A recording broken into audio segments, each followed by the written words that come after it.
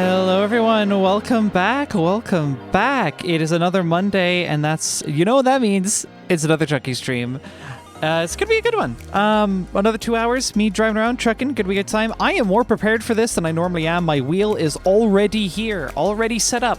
I set up like 3-4 hours ago. I was just playing a different driving game up at this point. But yeah, we delayed the stream a little bit by an hour, but we are still gonna be doing the full 2-hour stream. So should be a good time. Hope you all enjoy.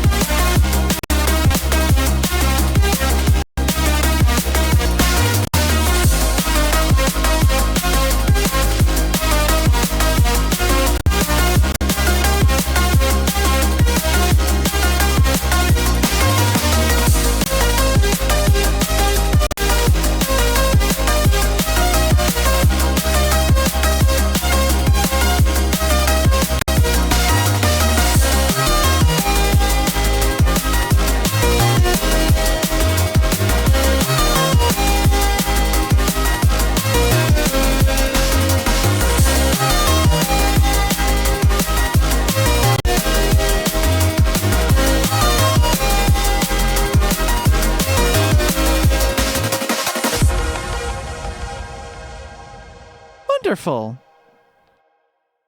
Let me get the tunes. I really should automate this at some point. I have wanted to do this for a while, like doing my auto, like doing my volume fades and whatever, and skipping to the next playlist. That is something that I really should have locked down at this point, but I don't currently. Hello! I'm not even entirely sure how I would actually automate that process, come to think of it. Like, yeah, I've got a Stream Deck here, and I've got WebSockets, but I don't think I could control Strawberry Music Player with WebSockets. Can I? Could you imagine? That'd be an interesting way to control it, wouldn't it? I don't believe there is such an API. I would have to do some pretty custom stuff, I think, in order to make that work. Oh well. Volume adjustments I think I would be able to do for what it's worth, and that would actually save me a lot of effort. In any case, yes, I am quite prepared at the moment. I have my wheel here and ready to go. You can probably hear me spin the thing. And I can just get straight into launching your truck, actually. How is everyone doing today? How are we? I hope we're doing well. Hope you've all had a good weekend. God, yeah, it's been the weekend. What happened this weekend? What was I doing? Our Doodles died. I'm sorry. She couldn't take it. I think it's some like, uh-oh. Again? Immediately? Whoa, world record. Yeah, I think just like while compiling Vulkan shaders, it's way too much on the CPU, and that really fucks up Pipewire. And I think that's what's causing a Pipewire related crash in Vedotube. I really wish I had a fix for it. I don't. I think I just wait for next update or something. I don't know. Bit strange. Let me say hi to everyone in chat. Hello, Limefox, sending hellos from the whole apartment with no internet. Will probably not be here much tonight, sadly. That is unfortunate. I did read ahead, though.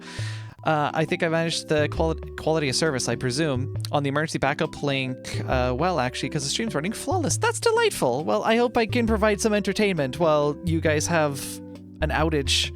Hope that's not too inconvenient. Experiencers International, hello, welcome. First time catching one of the streams, just been setting up stuff on the new laptop still. That is wonderful. I hope that goes well.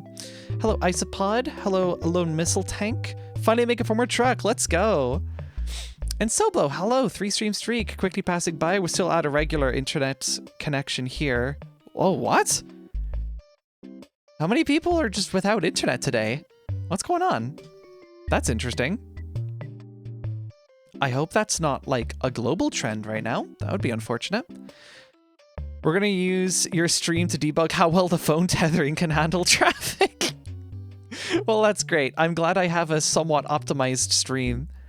Actually, yeah, for anyone who didn't know this, I stream at 5.5 megabits per second, and I throttle the resolution. So I have like a 1080p feed, but I crunch it to 1600 by 900. The idea being you get less pixels, but you get more quality per pixel because you can allocate more of that bitrate budget to the pixels. That's the idea. That's the hope anyway. No idea if it actually works. I think it's good enough for Twitch, and then of course my recorded VODs are actually 1080p, which is funny because I do have a 1440p screen, so it's actually a little bit worse. I have thought about switching my recording to 1440p, but I already have a storage problem that I still haven't quite mitigated yet. I'm working on it. I think I hear my cat at my door, so I'm going to very quickly let her in, assuming she's willing to cooperate. One moment.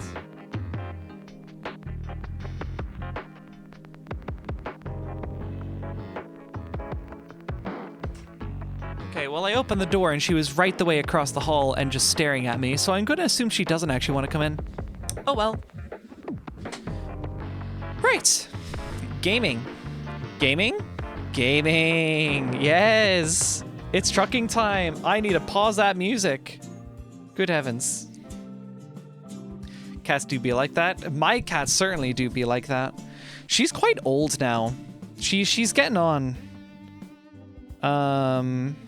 Which is, you know, a whole thing. But you know, we keep her cozy here. She certainly likes my room, but she's also like incredibly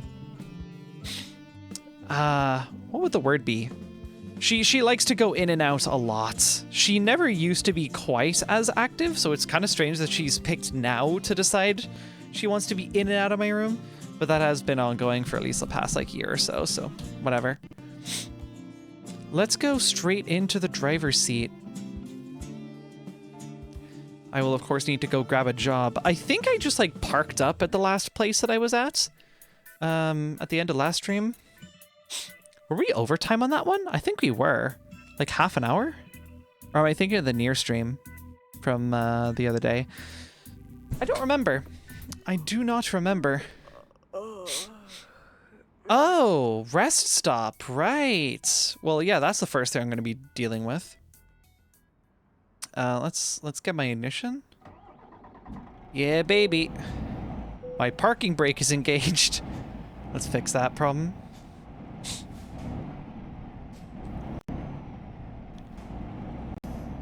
I've been playing like an arcade racing game a decent amount the past few days on this wheel, so driving a truck with a much more reasonable like start and stop is interesting. It feels strange. But hop into Mario Kart 8 while watching this stream. That's crazy. Quite a different driving experience than what I've got going on. Oh shit, right. I'm not playing an arcade racer anymore. I have indicators that I should use. I think I actually just got worse at driving by playing that game. That's interesting. Marginally better at drifting for what it's worth.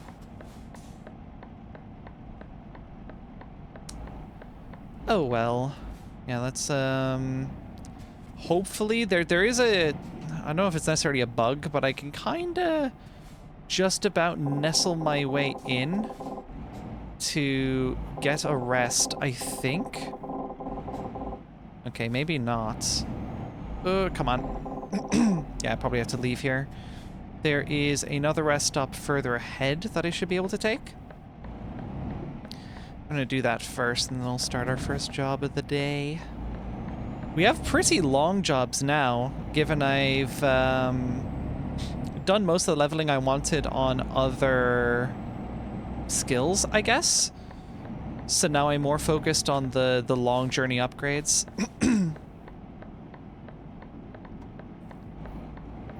Okay, cool. I'm getting back into the swing of indicating properly very quickly. That's nice.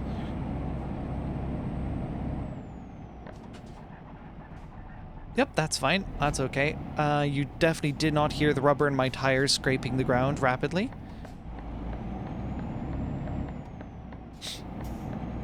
Reminds me I should get a new flight stick someday. Simple plane's too fun. I do also have a HOTAS set. It's a X52 Pro, I think? Oh my god. Can you tell it's been a while? Please excuse me while I fucking throw myself around here for a minute. Did I enter the wrong way? Oh no. Oh yeah? Okay, I think I got it. Whatever, I'll make this work. It's fine. It's a first job. You're just testing the functionality of your ABS systems. Yeah, sure. And there we go. Wonderful. Let's get a rest. I made money while I was asleep. Can you believe it? That's beautiful. Beautiful passive income.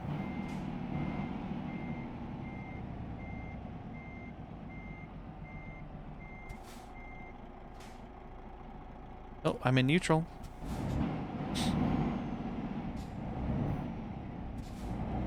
Yeah, so I have a HOTAS set, but I mostly use it for Elite Dangerous. Because, of course, when I'm not playing the trucking game, I might as well play the space trucking game, right? It just makes sense. Yeah, I'm just gonna cut all you off. Sorry. Not that sorry, though.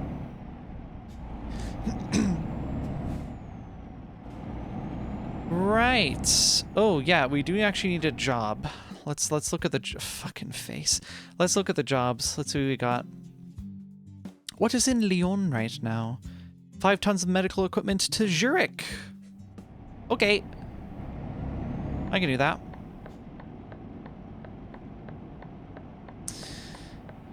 Oh, you can't just say job. That's illegal. Depends on the nature.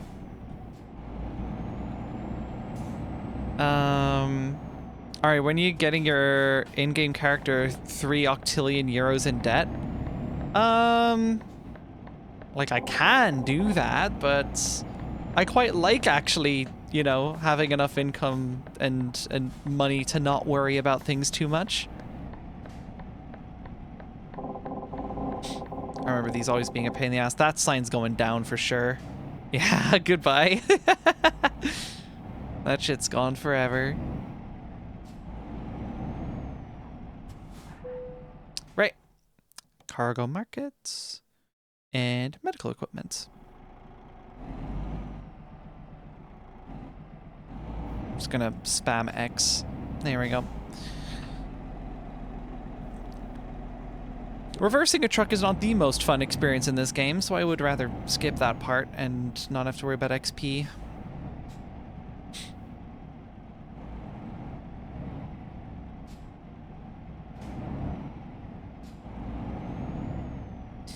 Right, so, oh, what's there to talk about today? Oh yeah, the stream was delayed by an hour because, oh god, my trailer. Oh, I took some slight damage. It's fine, the cargo's okay. The cargo's okay, we're fine. Yeah, I delayed it by an hour because, Apple Worldwide Developer Conference was going on, and I wasn't necessarily planning to watch it, but I was alerted while I was in VC. Oh, WWDC is going on. Who wants to watch it? And I was like, sure, fuck it, I'm here. And I didn't realize until like midway through, ah, shit, this is gonna cut into stream, isn't it? So I ended up watching it, and also I had to take notes for 2 friends who had forgotten that it was happening today. So for their sakes, I was like, okay, yeah, I'll postpone stream by an hour. It'll be fine. Did they fix liquid glass yet? You know, funnily enough, they have done something with liquid glass. They're looking to improve the contrast quite a bit. It looks all right in close-up demo, but so did the original liquid glass. So we'll see how it actually looks when people have betas available. I think developer betas are out now, and then user betas are in the fall, they said. So we won't know for certain necessarily until that point. But at the moment, it's looking like they sort of learned their lesson. So, that's nice. I'm always down for a company who, like, realizes, hey, we may have goofed slightly. We're gonna fix it. I always do appreciate that. I've been, like, specifically avoiding the 2026 updates across iOS, macOS, you name it. Not necessarily just because of the liquid glass contrast problems and UX problems. Well, not already UX, but mostly the contrast problems. I've also been avoiding it because I've heard of some pretty horrible stability stuff. And so we can pretty much assert that Apple's been using AI in-house to build a lot of software lately. I don't know to what extent necessarily. I don't know how well vetted it is, but there's been some problems. And a big trend I've noticed, like, I don't want to jump to, oh, software bad, it must be AI's fault, but I have heard from a number of people, like, there's a general agreement. Software has gotten worse in general since LLM coding came about. So, pardon my suspicion, but I have a feeling it's not exactly helping matters at all. Whoops, my brights were on.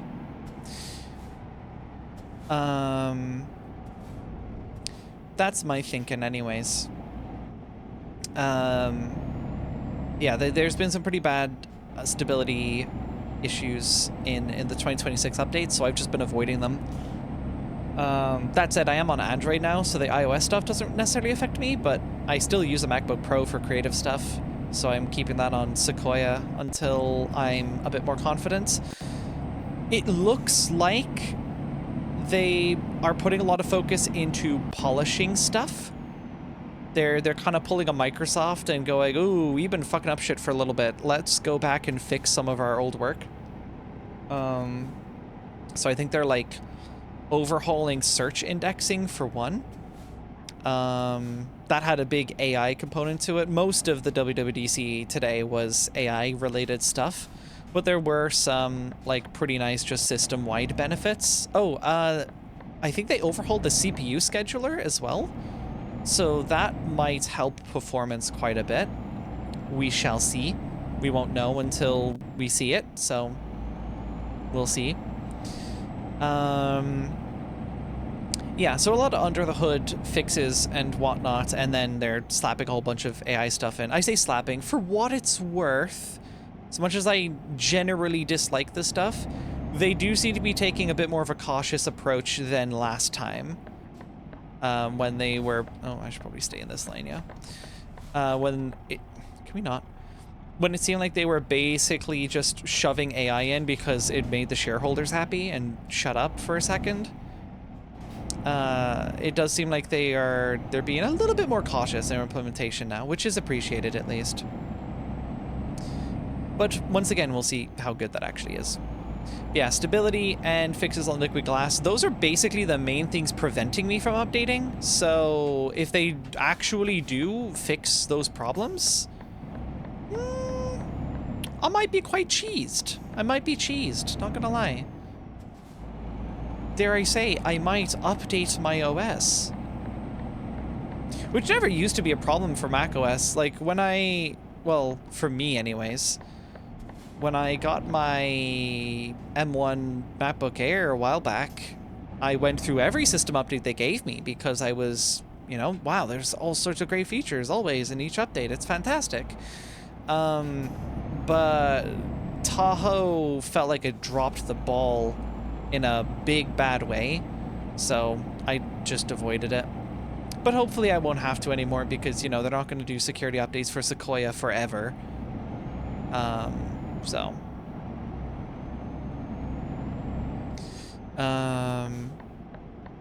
My NB friend was having issues with the macOS text editor seg faulting since at least 2022. That's wild. That's crazy. I don't use text edit enough to verify that.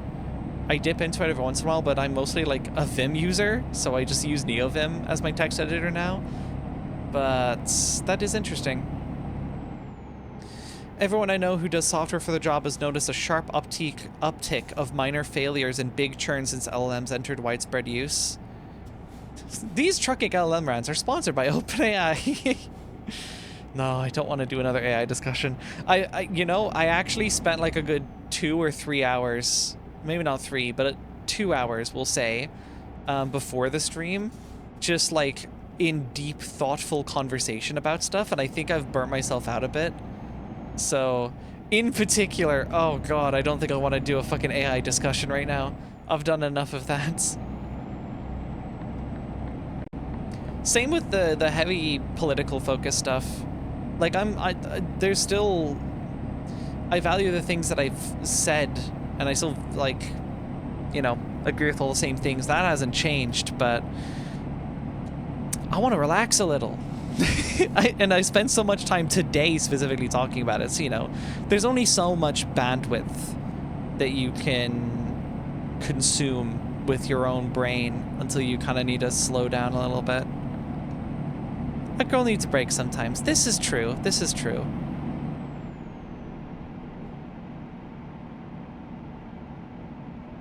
Did you goobs watch the many Summer Game Fest showcases? I did watch a bit of the Games Fest with friends in VC. I think I joined in kind of late.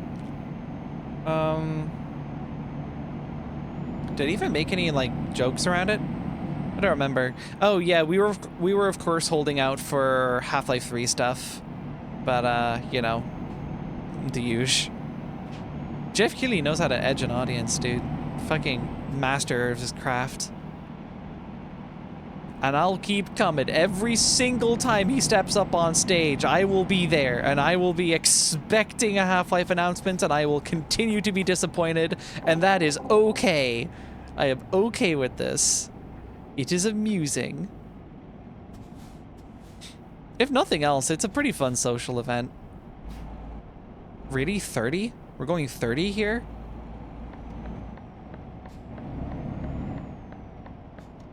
Like, surely not, right? Surely not. No.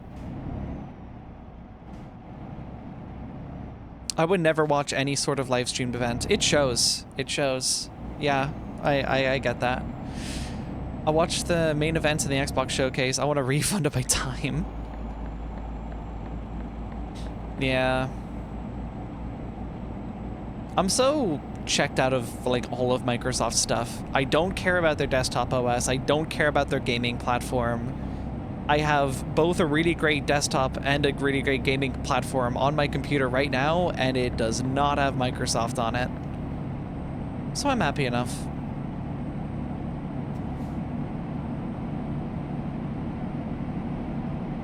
That's right, tailgate the fuck out of that Yaris.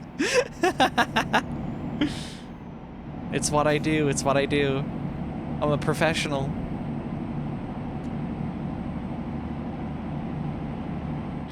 Last I heard of Microsoft Windows was someone booting up Windows 11 for the first time in months. It took them 46 seconds to rename a folder. So everything's going peachy. That sure sounds peachy.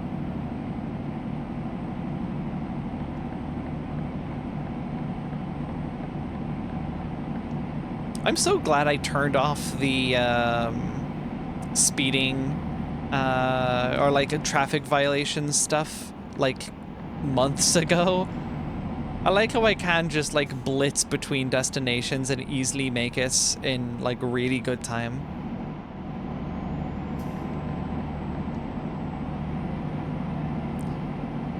I was going for realism when I decided to leave that on.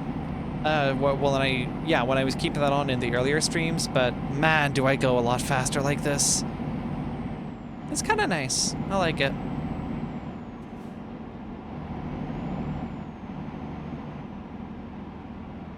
I should nuke my Windows 10 at some point now that I know that Genshin, runs fine on Linux. Genshin runs fine on Linux now. What happened, dare I ask? It hardly got first-party support, right? That seems an odd choice for... Is it MiHoYo? Or is it just that the community support for Genshin has gotten really good? Because I know we have the anime game launcher and whatnot. I think Steam Deck happened. Oh, shit. Yeah, okay. Fair enough. I mean, at a certain point, you see enough of your users joining, using it. Like, it kind of makes sense to just provide the first-party support.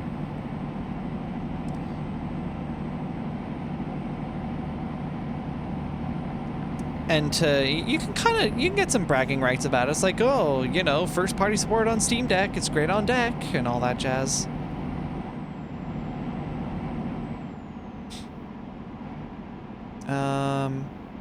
Oh, it's not an official build, but it works. I see.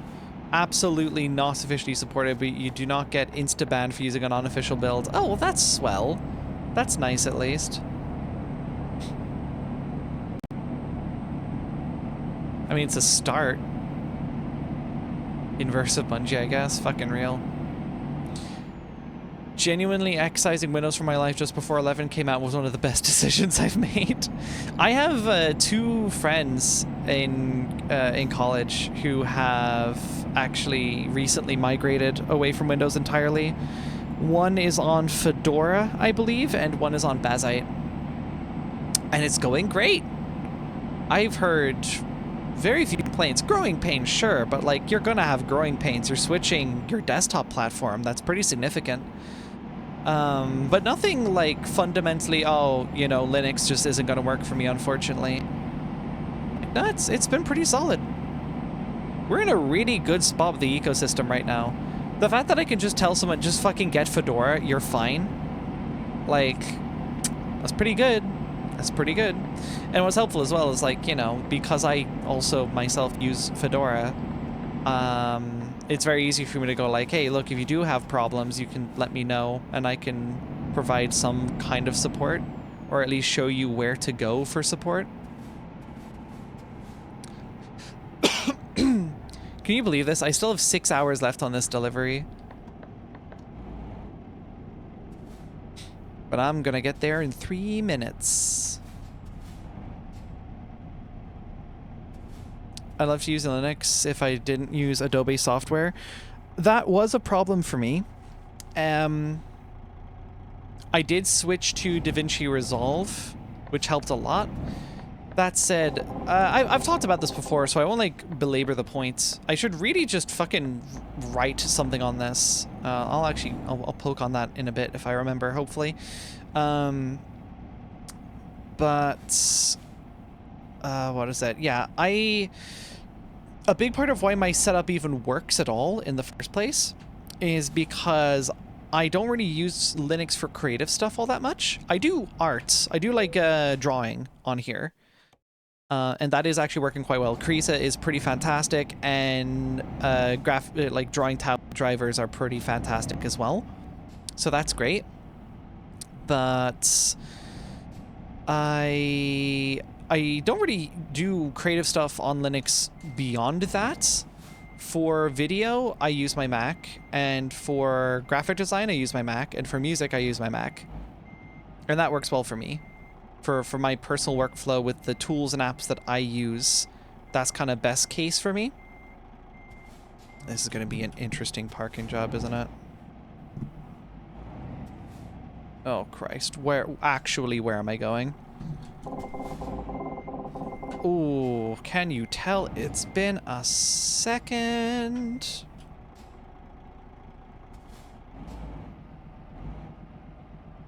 Nah, this is just actually the wrong way. Can we not do this? Okay, hold on. Am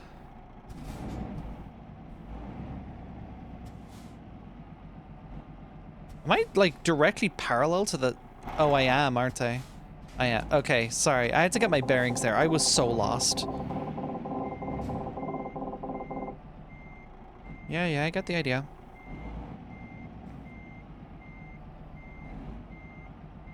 Okay. Good. I'm a little off, but this is fixable. No, this way. Good grief. So first park of the day is not going quite as smooth as I would have hoped, but I am a little tired in my defense.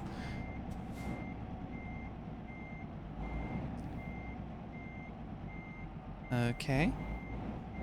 Yeah. Linux I mostly use for development, gaming, and, well, streaming. So, and then I use my Mac for the creative stuff. So it worked out for me, but I've just been off Adobe stuff for ages. I've been using, like my last big video was edited in DaVinci Resolve, and my, well, Adobe doesn't really have a DAW, so I've never used it for music. And all of my design and photo editing stuff I've been doing in the Serif Affinity Suite. Now, that said, that suite is no longer available for new purchases because they fucking got bought by Canva, and now it's a fucking design everything app, which I'm very mixed on, to put it lightly. I've talked about that before, I think, earlier around when that happened. At a certain point, I should really just, like, document what each stream, what each trucking stream is, so I can at least, like, include in the description, like, what the hell I'm talking about. Because then I could at least refer people to, like, what happened in each stream, like, what was talked about. Because currently, this is, like, the closest you get to, oh, the Ari Melody podcast is just me trucking and talking about stuff. But it would be nice to actually index them a little bit. That'd be nice.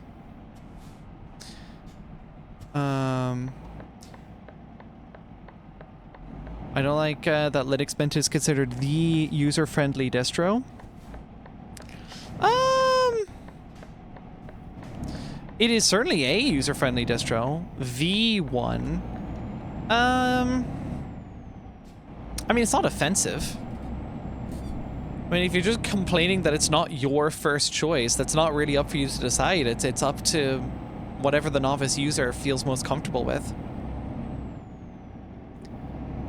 I mean, good long-term support is, of course, an important thing that an advanced user would know, but main issue with Mint is just get some really odd problems. Yeah, it's fair. The computer ecosystem is so good that even me, a guy that knows absolutely nothing about computers, is looking into setting up a Linux system. That's fire. That's huge, and I really, really hope that goes well. Big moves. The trick is to simply be forced to buy a Mac for unrelated reasons and then put all the Adobe stuff on there. Or, like I said, I use alternatives. I used to use Resolve years ago. Used to? Okay, fair enough. I haven't heard of many people switching from Resolve to Premiere. That's interesting. I think people put Mint on a pedestal exclusively because its default layout is so similar to Windows. Well, like, so is anything with KDE Plasma in it. That's arguably closer, no? Or is it stuff like File Explorer or whatnot? Bruno's gonna help me with that whenever I can get a cheap laptop sometime. Oh, fire. One thing I would say, now is an interesting time to buy a computer in general. I probably wouldn't buy new, I would probably look used, and I wouldn't go too cheap. Frankly, minimum I'd want to be spending on a laptop, and I mean a minimum for like a thin client, is at least $500-600. 5 is cutting it close nowadays. You might be looking at like 700 even, just because of how the market is right now, unfortunately, inflation and whatnot. And I mostly say that because, like, yeah, look, the idea is you want a cheap laptop, and that's fine. But you also don't want to get screwed on e-waste, which a lot of cheap laptops can be. Like, you get away with selling something for like $300 and it's because it's shit. It's not even good as a thin client. It's horrible. It can't even web browse properly. Be better off getting a Raspberry Pi and hooking up to a monitor type beat, you know? Yeah, the 500-600 figure is something I would have been given, oh, good grief, when I was interning at a tech shop in like my mid to late teens. So, like, that was about 6 years ago. So, yeah.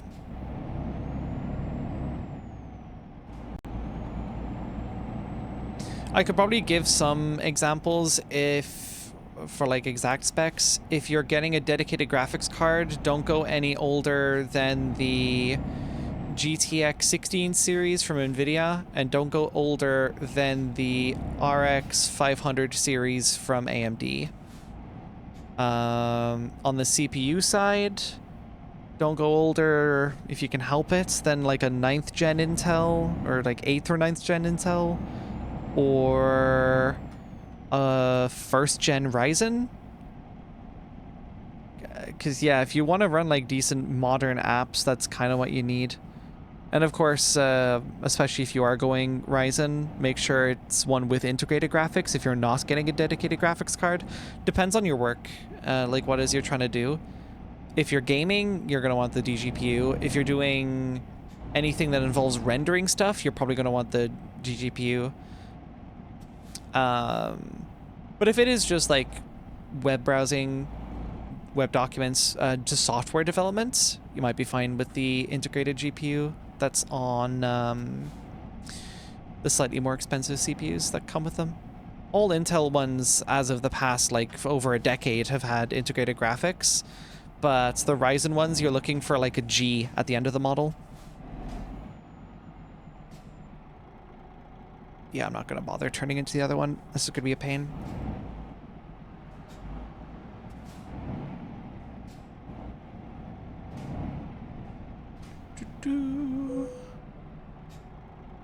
Checking your documents. Spent 980 on my laptop refurbished from Curry's. I will never buy from Curry's again, actually. This was years ago. My first like PC, my first full fat PC that I got, which I've ship of Theseus'd into the rig that I am currently streaming to you from today.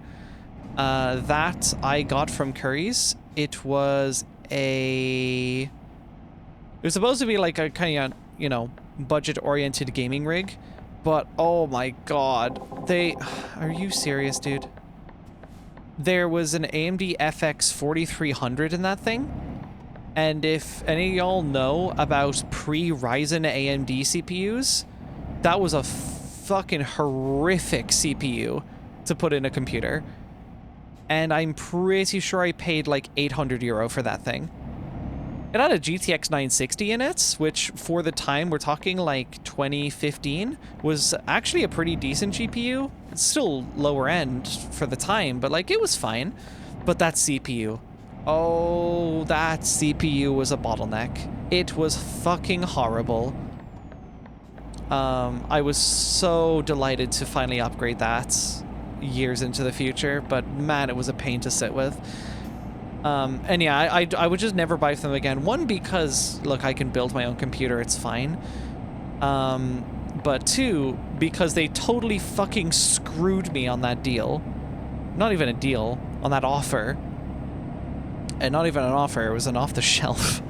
You should not have a PC with that CPU on a shelf ever. It was bad when it arrived, that CPU. It was even worse by the time I got it, because that CPU was already quite old. Like, we were on 8th gen FX, if I understand correctly, like the 8000 series FX chips, and even those were pretty horrible. I knew someone who had a FX 8000 series, and they also said it was awful. I'll actually poke you later for your opinion on getting a partner a second-hand laptop to have something that can do some on-the-go music production. Interesting. Interesting. Also, apparently ISP says internet's back, BRB. Oh, cool. Hopefully that is back now. Also with the iGPU comments, I'm using an iGPU right now. I thought there wasn't much point going for DGPU. Again, it depends on your workload. Handles ETS2, medium, high at 1080p. This is not a very intensive game. Or sorry, 1600p. Yeah, not a super intensive game. That would probably work fine. AMD Ryzen AI 9 HX 390 with Radeon 890M integrated. Was one of the Ryzen AI CPUs, so that's very modern. Yeah, the iGPU on that's going to be fine. Yeah, integrated GPUs have gotten so fucking good over the past couple years, especially recent years. Like, my god. Stellar. Beautiful. I would genuinely consider, like, getting a lightweight laptop with that, if not for the fact I already have one. And it's not, you know, it's a MacBook, so it's Apple Silicon stuff. But that has certainly been doing it for me, for what I needed to do. Also, hi, Line. Hello.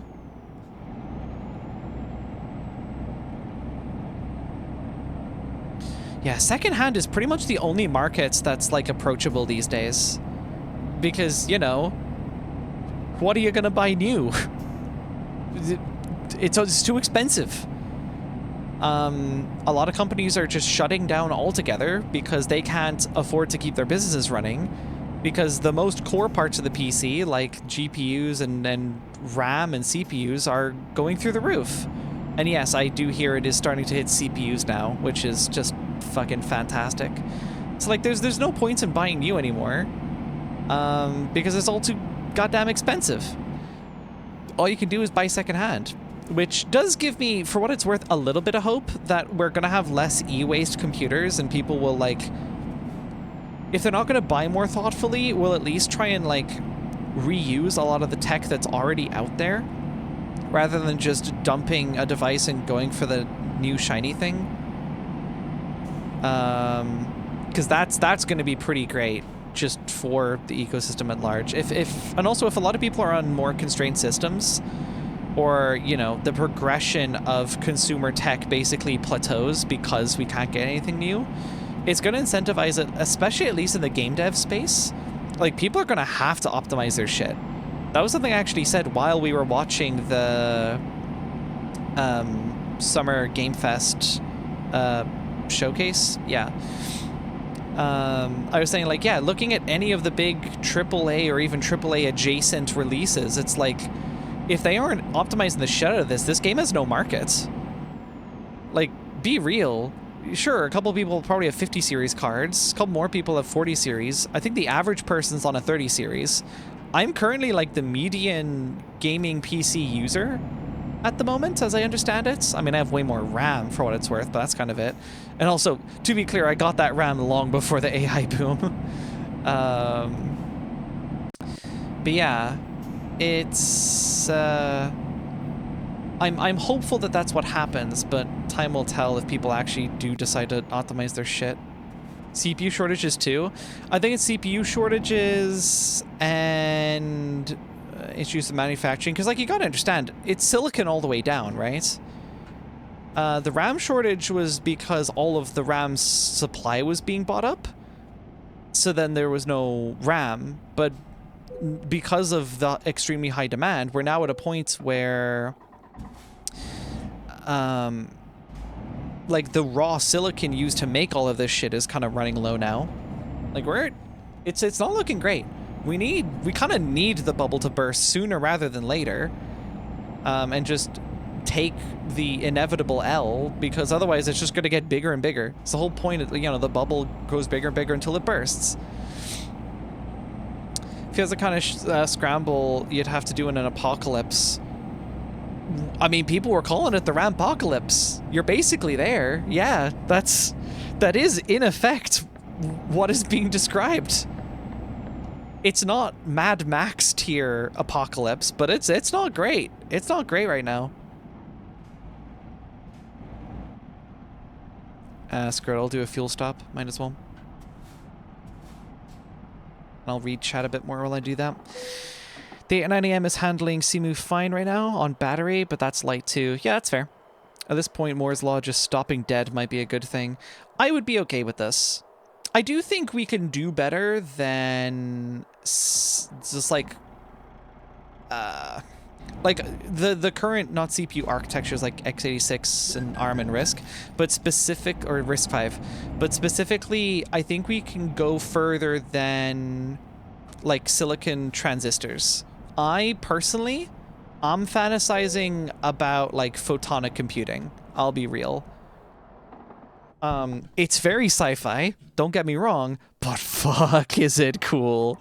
Oh, it's so cool. She has DDR5 killer. DDR4, actually. It's DDR4. No. DDR5, it didn't make sense for me to upgrade when it released, at the time, and nowadays it doesn't fucking matter what I want to upgrade to. I can't afford it. Been on my laptop for an hour and a half, and it's 66% left, which is okay. Nice. Ooh, a budget of 300 to 400 euros. I'll be real, good luck. Maybe you find like some really nice eBay listing, but I'd be bringing that to like a 500. I guess, again, depends on what you're doing. It does depend on what you're doing. Yeah. Okay, to be fair, I haven't looked at the used market in a while, so maybe it's a lot better than it used to be. But the common wisdom I had was if you're going less than 500-600, you're buying e-waste. It's possible that so many new generations of laptops have rolled out since then that the market is saturated a bit more, but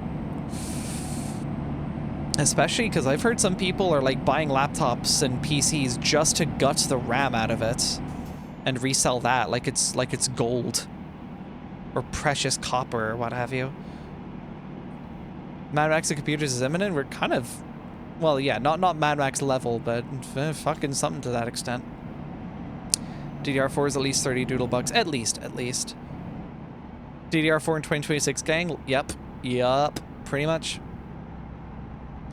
300 euros like thrift store Pentium tower at this point. To be fair, I think I mentioned last near stream, I think. I did a network update, an upgrade recently, and I appreciate at the time that like maybe not a lot of the people tuning in for a near stream were necessarily that interested, but y'all are nerds. You'll probably be a bit more interested in this. I know my audience. I did a big network upgrade recently. I swapped out our ISP router with a cheap like 100 euro Think Center off of eBay that I got from like France or Germany, one of the two. I threw OpenSense on it, and that is our router now. And it's great! That doesn't also account for the cost of the Wi-Fi access point I got, which was like, it's a 85 euro, I think, MikroTik access point. So it's pricey, and that doesn't include also the network switch I already had. But even at that, you're talking like 250? Which, okay, to be fair, for a network installation in a house is a little bit much, but those ISP routers are probably heavily subsidized. But yeah, that Think Center is chugging along. Have not had a problem with that setup. My Wi-Fi's personally been a little bit awkward, but I haven't heard complaints from anyone else, so I think that might just be a me problem. But one thing I am looking to do to remedy that is I'm considering just getting another network switch and placing it like right next to that new router installation and just leaving the access point there. So it'd basically be exactly where the original ISP access point was, or the access point on the ISP router. But it's just more powerful. That's the idea. We'll see. But for now, 100 euro Think Center to the rescue. My network is saved. Well, for my purposes anyways, because nerd and whatnot. To be honest, there's some decent options around £500 that look decent. Ryzen AI 7 350 options. This is why I've taken RAM out of my old laptop. Oh god. I got my current laptop for 160 bucks like a year and a half ago, but I don't have a big GPU and I'm limited in RAM, so yeah. Frankly, 160 bucks and you got a usable machine is impressive. Maybe the market has changed a lot. Perhaps. Maybe in terms of computing, because like everything's incremental, right? Maybe we have actually reached a point where computing power is just plateauing a little bit in ways that the year-on-year graphs with new hardware releases don't really show. And we're kind of already at a point where we kind of have most of the compute that we need, possibly. AI is like, a problem in search of or a solution in search of a problem there, where it also has the neat benefit of drastically increasing system requirements just in order to participate in the new hotness, which immediately I raise an eyebrow at that. Switching the router for a think center is the best thing we did. That's what allows us to keep network somewhat up when the ISP is down by seamlessly switching to a phone's USB tethering. Okay, I've actually thought of doing exactly this, but not with a phone. You can get like just 5G routers, 4G, 5G routers,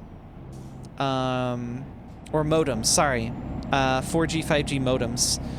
And I was considering getting one, but then I was like, my network does not drop out enough, and I'm on fiber now. Like, this is something I was considering back when we were still on a copper line. We're on fiber now, and it's so much more stable than it ever used to be. So, not really worth paying for another data plan just so I can have a fallback option. Not really necessary. But, like, hey, if I were in a pinch, I can totally see, like, if I were in an area where that was regularly happening, absolutely, yeah. Cheap phone or a modem. The phone basically is a modem when you use USB tethering. Like, that's pretty solid. That's fire. I'm glad to hear that's working. My current backbone is a Think sensor. Hell yeah. Everyone should have a Lenovo mini PC in their back pocket just in case. Half true, yeah, to be honest. I respect that. I would have... The only regrets I have with my setup is, like, it's a small enough Think center, but it's still fairly large. Like, it is an ATX tower. It's not, like, a teeny little mini PC situation. But I was specifically looking for something that had expandable, like a PCIe slot, because I wanted to plug in a 2.5 gig NIC, because I already had a 2.5 gig NIC, and I didn't want to just waste it. So that's what I got. Can we hit 130 and a 90? Yeah, hold on.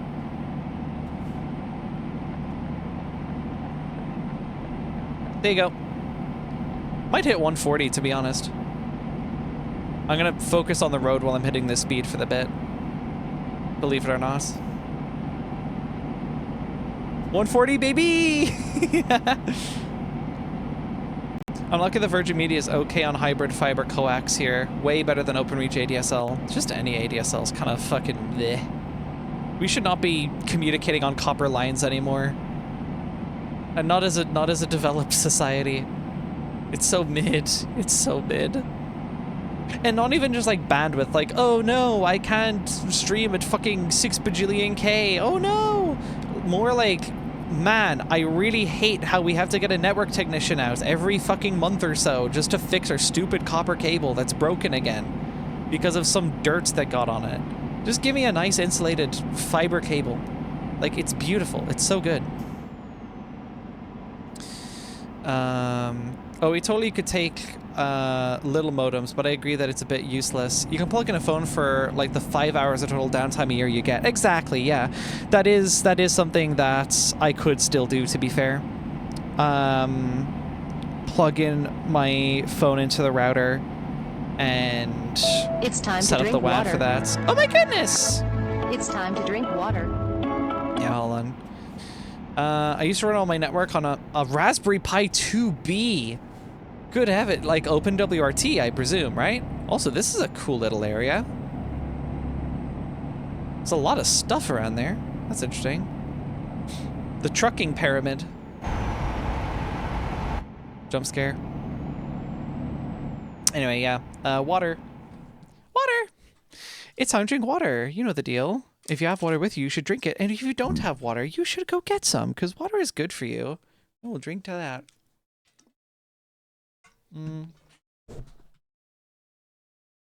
What else was said?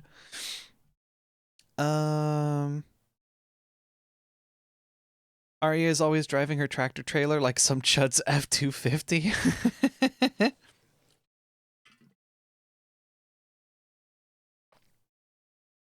Beautiful. Ooh, that is still very chilly ice water. A piece of ice fell in my mouth. Oops. All right, back to driving.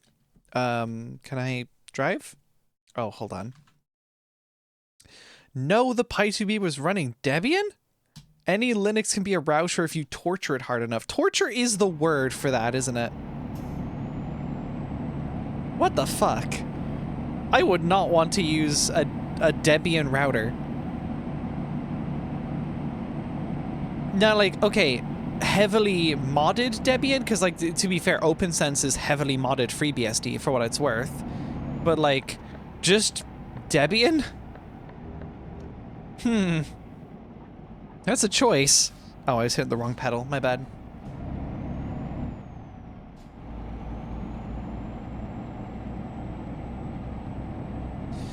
My laptop that runs Arch has a set of configs to turn it to a router if need be.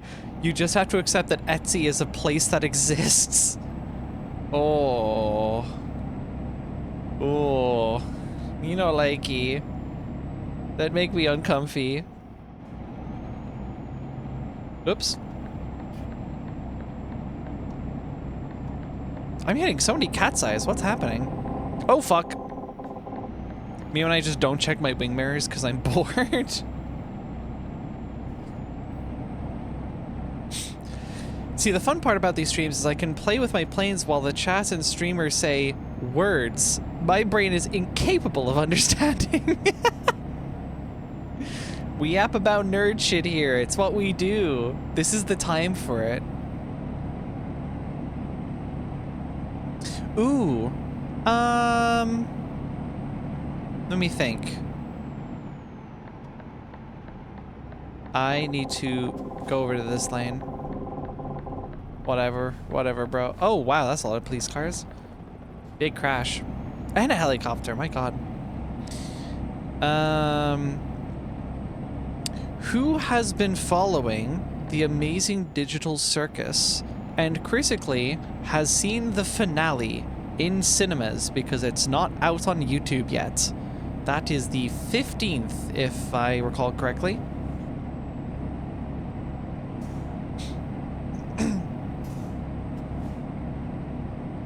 I'm too poor for cinemas. That's fair. That's reasonable. Alright, we swore to the fish not to speak. I will not speak. I'm only asking, out of interest, how many people have seen it. I flat refuse to say anything about the contents of it. That's not happening. But man, was it good. It was really good. It's really good. If you're not able to see the theatrical release, be excited for the YouTube one. It's worth it. It's so worth it. Yeah. I will make no further comment. That was literally just like an out of interest query. I'm too scared that if I say anything about my thoughts, even while obscuring as much as I can, like, nah, it's not going to be sufficient. It is good. You should see it. That is all. And also, if you just haven't followed Digital Circus at all, just like go watch it. The whole fucking series is free to watch on YouTube. It's literally free. Each episode is like half an hour long. There's 8 of them available right now. So what, you take like 4 hours of your life and you get to see a really awesome show? And if you space it out a bit and don't binge it all in one sitting, you might have it finished just in time to go see the finale on YouTube for free. We have a watch party event set up in our Discord to actually watch the finale when it drops on YouTube as well. Even though a bunch of us have already gone to see it in the cinema. It is cinema. It is so fucking cinema. I do have opinions. I almost cried multiple times. Same!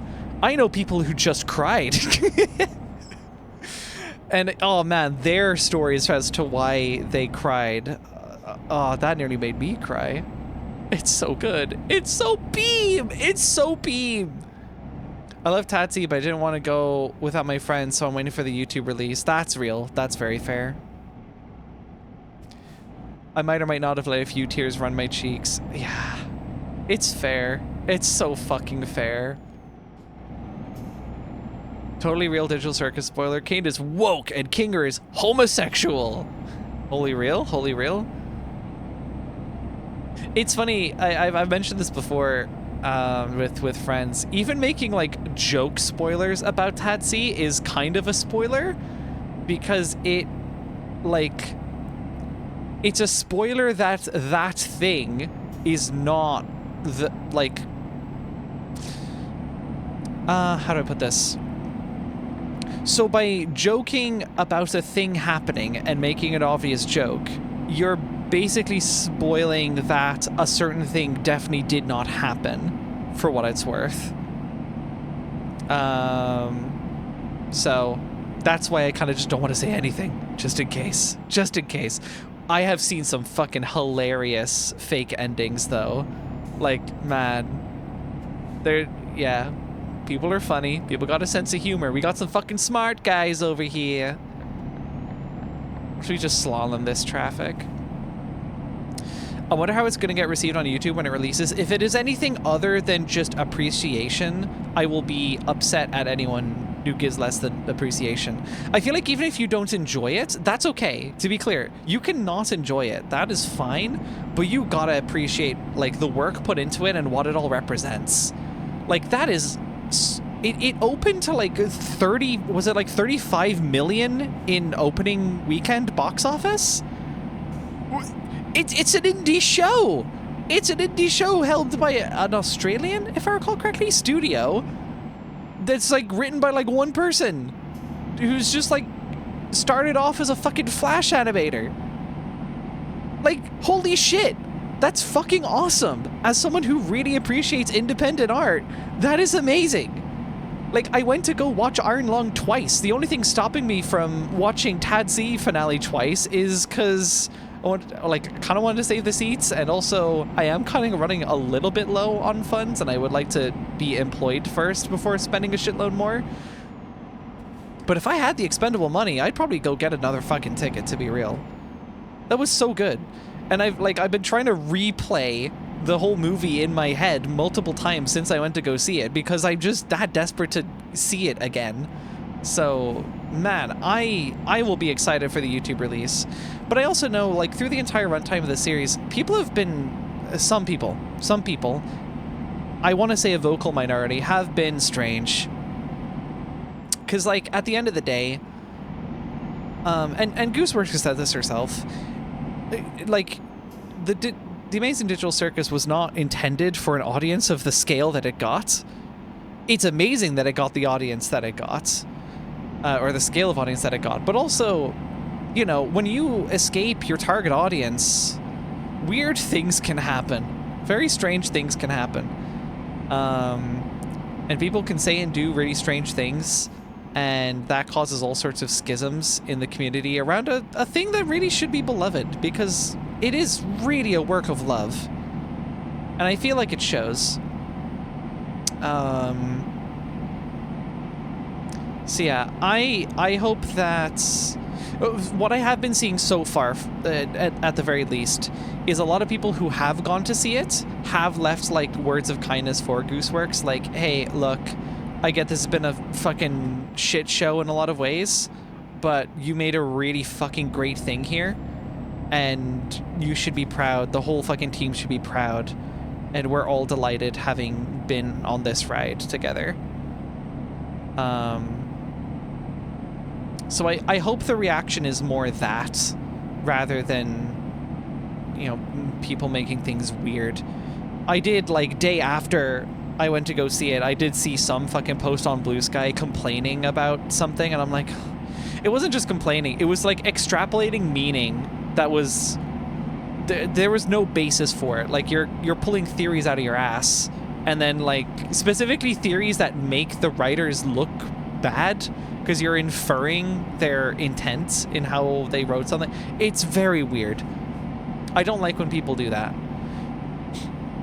Like, there's a difference between, like, media literacy, picking apart the media and, like, you know, figuring out these little details and nuances and whatever, and then just straight up just pulling shit out of your ass. There's a very big difference between those things.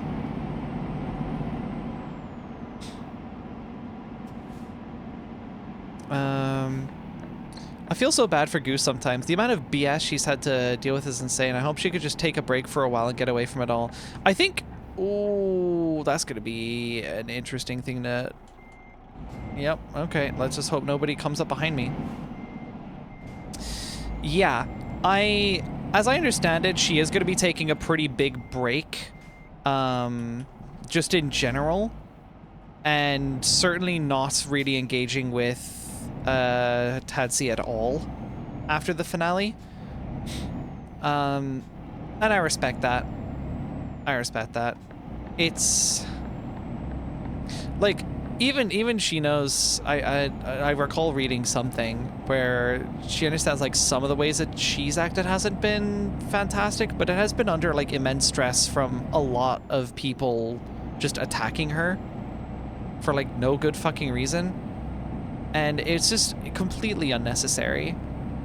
Whoa, the fuck. All right. Anyway. I swear you indicate right as you are turning. It's fine if I do that. I'm the player. You're the NPC. You gotta give me more fucking heads up. But yeah. I do respect your decision.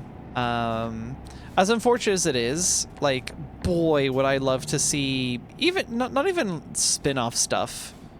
I just love to hear more really interesting, unique insights from the creator of this beloved show after it's wrapped up. But I feel like at this stage, the best we're gonna get is like maybe a behind the scenes from Glitch themselves. I don't know, maybe they're able to get Goose on for like just that one last hurrah, but I'm not counting on it. They made a girl who was home. Welcome home, May. Ooh, hold on. There's a message there that scrolled past, but it looks good, so I'm going to read it. A lot of people will not have that life experience of understanding to get the message and meaning behind Tadsi. Hopefully they grow up to understand it better. Fucking absolutely. Abso-fucking-lutely. I think it's fair to say that a lot of people who've been particularly weird about it are people who just don't have the lived experience. Like, they just don't understand what Goose is throwing down just because they haven't lived that kind of a life, or they just haven't lived long enough. I.e., children arguing on the internet. Which, to be clear, I don't want to blanket, oh, everyone complaining is a child on the internet, but some are. And, oh boy, they're not exactly a funnel of, they're not exactly a treasure trove of very nuanced and reasonable takes. They're kind of awful sometimes. Also, there's insane drama in the French Tadsi community, but crucially, I cannot discuss any of it here because spoilers. Ah, fuck! Oh, it involves some localization choices. That is interesting. I'll be interested to hear about that once it is actually released. And although, by the way, to be clear, for anyone tuning in to future trucking streams, once, like, I'm gonna say day or two, we'll give some padding, day or two after the finale has aired on YouTube, all bets are off. I will talk about the ending, because I can't contain it that long. I can't contain it that long, dude. So my hope is, if you're interested in the series and you weren't able to catch the theatrical release, you're at least like queuing up to watch it on YouTube, because you can literally watch the YouTube release anywhere. Well, not literally, but you can mostly watch it basically anywhere. So like you have 2 days post-release at best, and I will immediately start yapping about the series because, man, what a wonderful piece of art. Held a Steam controller have been lugging around for 4+ hours and made incoherent noises. I hope you enjoy that now that you finally have it. Had to take a bit of a trek to get it, but yeah, I really hope you enjoy it. I hope it was worth the trip. I would say it was worth the trip for me, but the trip I made was to my front door. Did I even do that? I think someone might have brought the package up for me while I was asleep. I don't think I even went that far. It was worth the money. Anyways, for what it's worth. I'm getting 48 hours personally. Shakes at an audible frequency, gripping at the table so hard the wood splinters. I have opinions. Don't we all?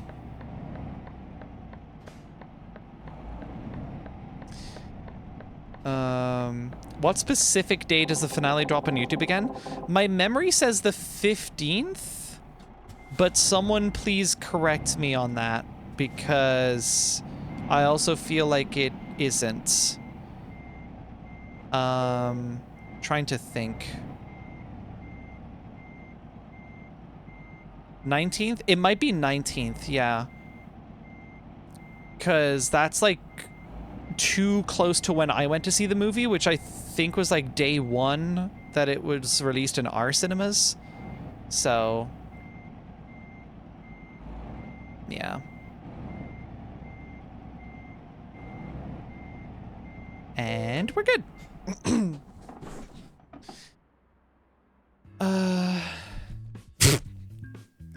It is time for me to play Nier so I can rejoin the RM Melody live viewership. Yay! You're going to be catching up quite a bit. To be fair, you can play in much longer bursts than I'm able to because I'm consolidating it to 2-hour streams, but you still have a lot of catching up to do. My save file has 24 hours on it. Good luck.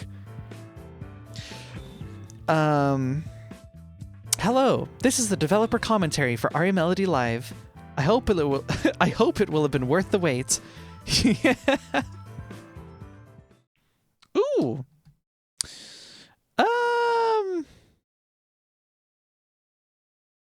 Another long distance, maybe? Nah, I think we are we're already basically crossing the EU at this stage. I don't think there's much of a point. Just in time delivery. Yeah. Let's do that. Cool. Amsterdam. 16 tons of disinfectant to Erfurt. Sure. Are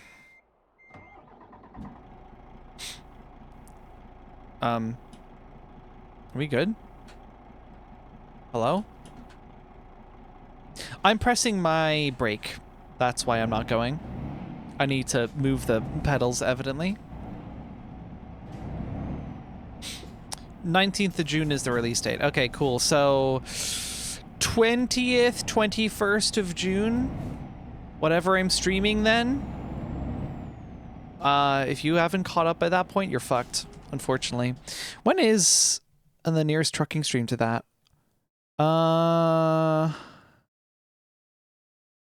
That's interesting.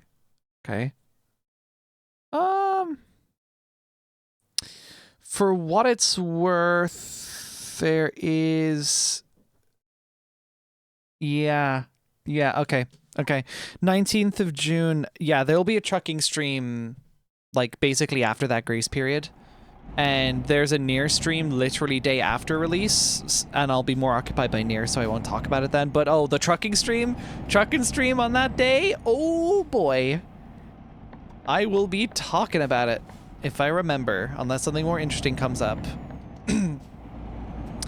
But short of that, I will absolutely be talking about that. Because, again, it's Peem. It's Peem!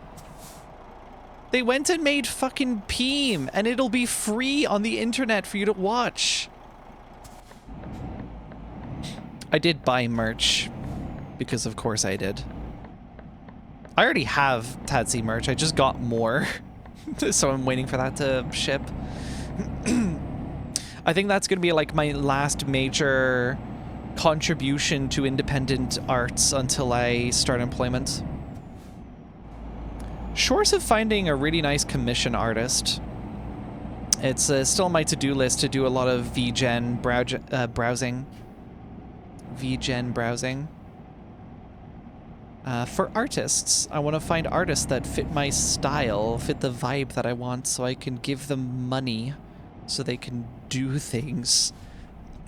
Like, draw me. Like one of their internet girls.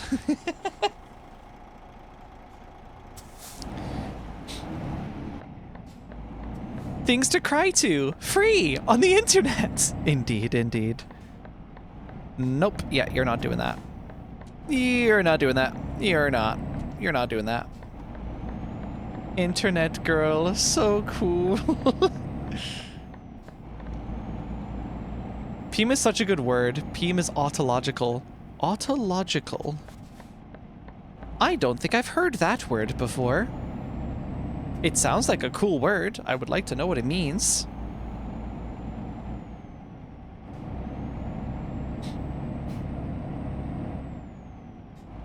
Paint me like one of your internet doodles. The Therian symbol was on the whiteboard of the arcade I was at today. That's so fire. A crazed fucking animal was here, is what that sign says, I think. Ontological is when a word refers to a property it possesses. Oh. So, like, the word peem is peem? Is that what you're referring to?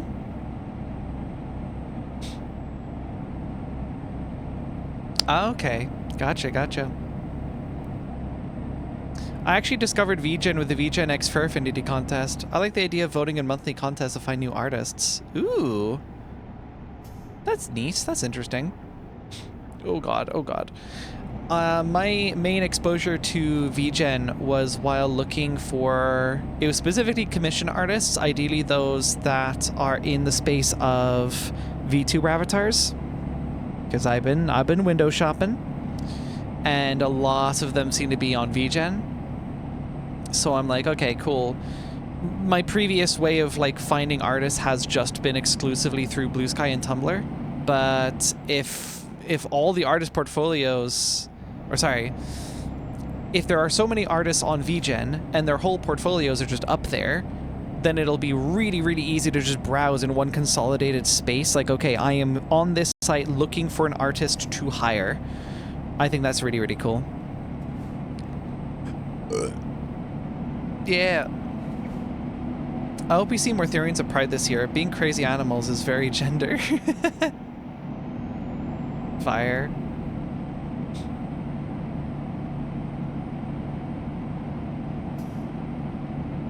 I've done it again. How bad would that detour be, actually?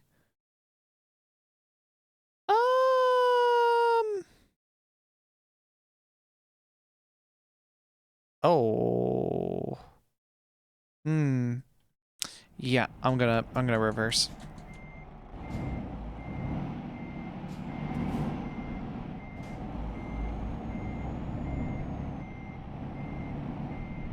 This is fine. This is okay.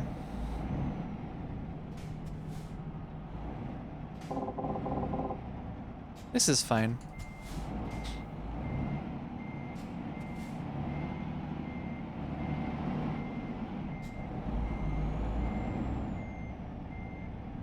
And there we go. And we're back. Ooh, you know what I need to do, actually? This is totally gonna fucking throw me off. My wheel sensitivity is completely off, and I've been neglecting it so far. The other game that I was playing with this wheel has a very different profile.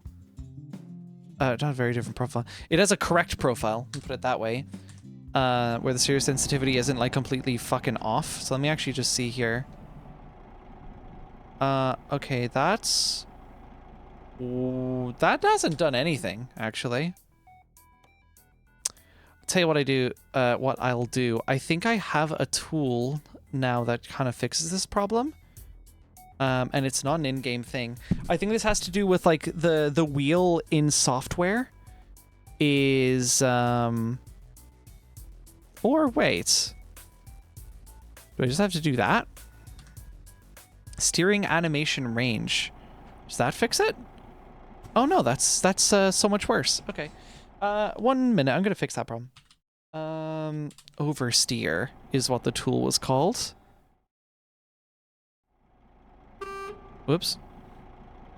Okay. So still like a 15-degree turn is a 90-degree turn. I'm getting honked at. That's not great. Rotation range 900, yeah. Okay, full steering range, that's fine. Apologies, you can't see what I'm doing right now, but yeah, that's still fucked. Controls. Put that back down to 900. Ratio of device's degree of rotation to the vehicle's actual degree of steering rotation. I feel like you'd want to keep that stock, but... Ooh, ooh, that's it. Yes, okay. This is great. Okay, so for about as long as I've been doing these streams, you have been seeing a completely inaccurate depiction of where my wheel is actually oriented. This is now fixed. And yes, I do have to make much more substantial turns now, which is actually a good thing for the sake of building good, like, driving habits and whatnot. Yeah, like previously this would have been a very, very slight nudge of my wheel, but now the way it's turned in real life is actually like how it is in the truck, so that's nice. About to update your controller? Let's go! Let's go! Hope the update goes well. You know what's great? I actually, on turns like that, which was like a, you know, sort of tight one, it actually felt a lot less wobbly. Like, the truck itself did not physically wobble that much, which is nice. It's a very nice bonus.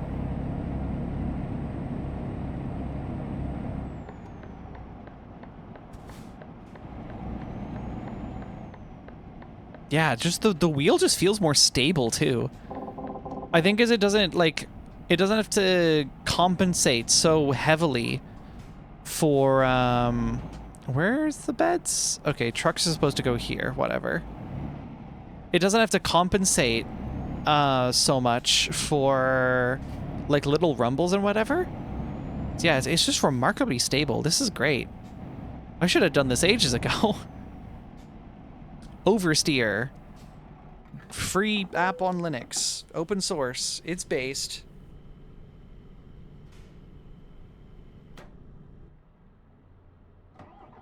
Still need to explore the Netherlands post changes. I used to have 100% exploration. Oh, they have actually changed it. I thought it felt a little different. Did they actually do like a major update? That's interesting. Oh, I think I'm supposed to go there to... Whatever, I'll just go here. It's probably fine, right? Tell me it's fine. Ugh. Okay, here we go, doing some bullshit again. It is funny how much I have to turn the wheel now. Like, genuinely, it was so off before.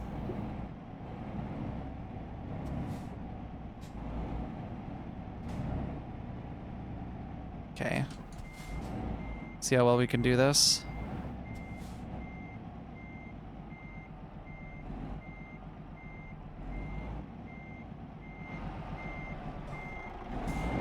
Oh god, oh god.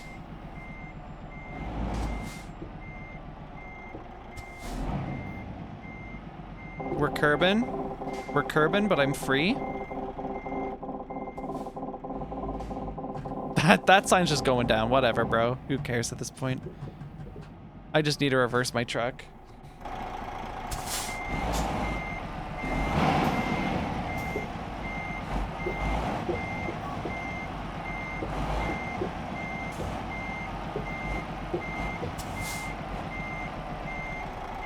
God, as if reversing wasn't difficult enough, I now have to do it with a different wheel configuration. Whatever, man. We ball. Actually, butter. Actually, butter. That's fantastic. Yeah, Netherlands and Belgium, Antwerp and Eindhoven were added. Interesting. Oh, so it hasn't actually affected, like, Amsterdam, for example. Because I thought Amsterdam felt different, but if Amsterdam hasn't changed, then that's neat. Wow, yeah, those turns are, like, way sharper than I thought. Oh my goodness! It's time to drink water. It is time to drink water. Yeah, you know the deal. If you have water with you, you should drink it. And if you don't have water, you should go get some. Because water's good for you.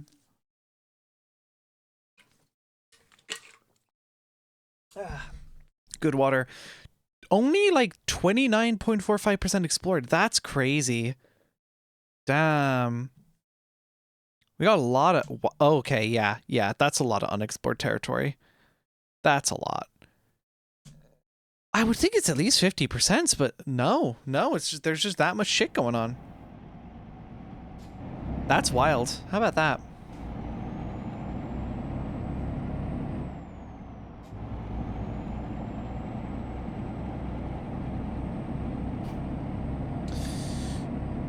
Right.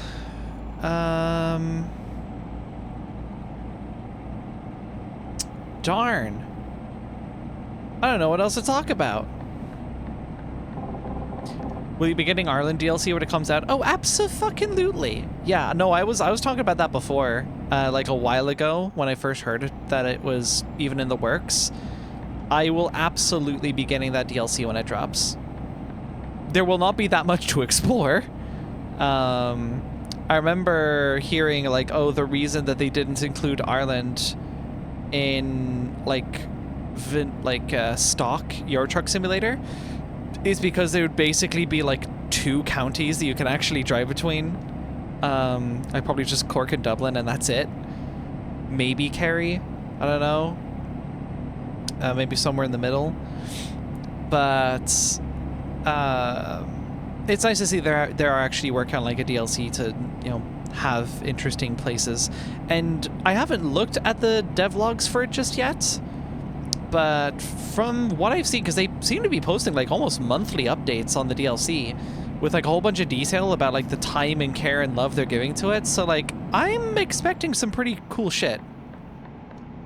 I'm very excited for that. Alright, have you given your thoughts on the Zig programming language ever? I don't think I've given very comprehensive thoughts because I haven't yet used it. It does look cool. I would like to build something with it at some point. At the moment, I'm kind of focused on working on existing Go projects, and I might end up dicking around with some Rust in the near future. We'll see. We shall see. Zig dev stream.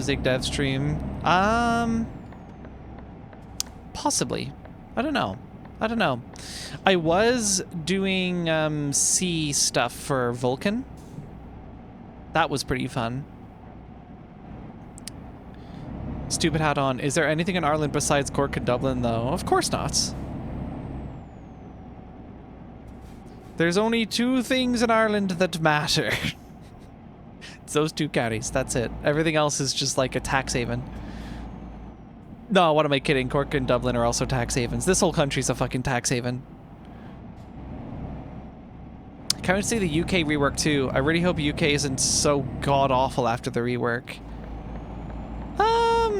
I have had some mid-experiences. I don't know where the fuck you came from. I swear I looked at my wing mirror, but you were just barreling.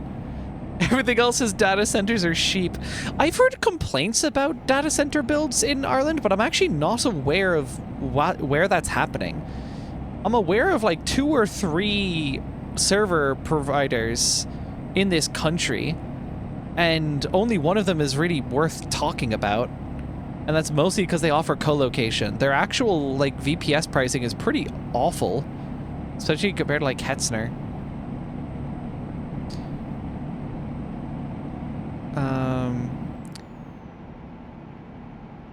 Making the I think is related to making the UK less bad.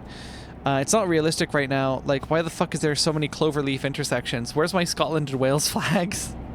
Yeah, that's fair.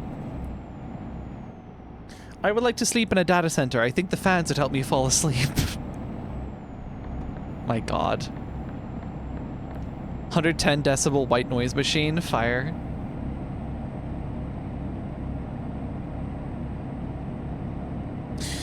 Ooh.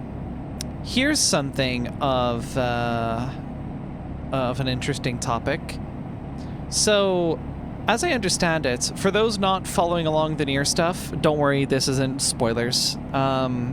We are kind of nearing the end, I believe, of me playing the game. At least on stream. I'll have covered most of the important stuff that the game has to offer, and then everything else is more side content. So I'm told, anyways. So I'm going to be in need of a new game. Of course, we're going to continue doing the Monday trucking streams. That is a staple of our Melody Live, of course, the Monday trucking.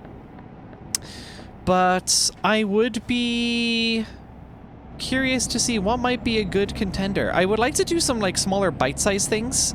I do actually have a list of games in my to-do list for games that should be tackleable in like a stream or two each. So I might kind of blitz through a whole bunch of those just so I have a bit more diversity. But I'm curious where I should go after that. Correct me if I'm wrong, I think Nier Automata is like the longest game series that I've had since I started streaming. Because I don't think Night in the Woods was all that long. Signalis, I completed just through October. Trying to think. Man, I played a lot of other games. Oh, Outer Wilds. Outer Wilds... I think we just about tapped a 2-digit part number. Nier, I swear we're on like part 12 or something. I have that like listed somewhere. I just I'm not pulling that up right now. Outer Wilds did take a while to complete. It did. And there will eventually be DLC stream. It's just not it's not roadmapped right now, but I do intend to do it because that sounds like it'd be really fun. Doodle Simulator. When's the Doodle Sandbox coming out? Real. Ireland apparently has at least 90 data centers. Then why are they so fucking expensive? There can't be that much data center demand in Ireland, right? Huh. I don't know. I've said this before. Ireland's relationship with technology is very strange. We house a lot of it, but we're not particularly smart with it, it seems. And that could range between like not planning it very well or just not knowing how to fucking use it at all.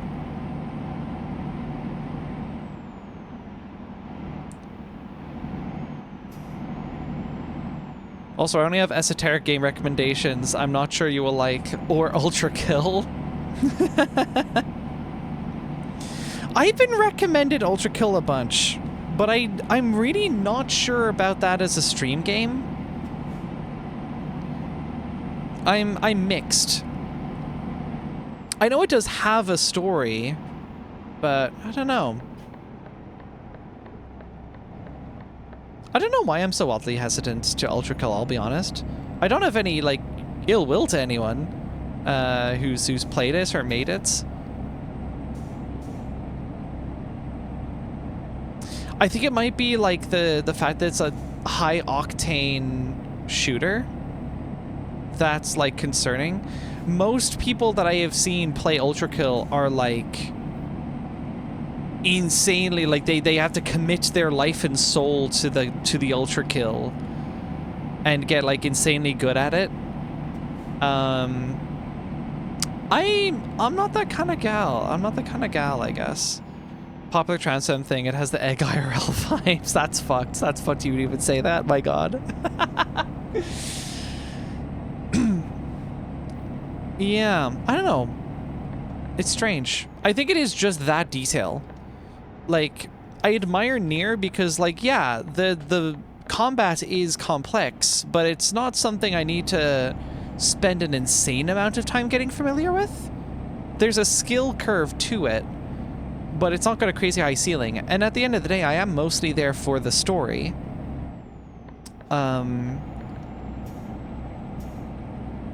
Yeah. I don't know. Yeah, because think of it this way. I love gameplay in a game, obviously, right? Because that's what makes it a game. The story is what, like...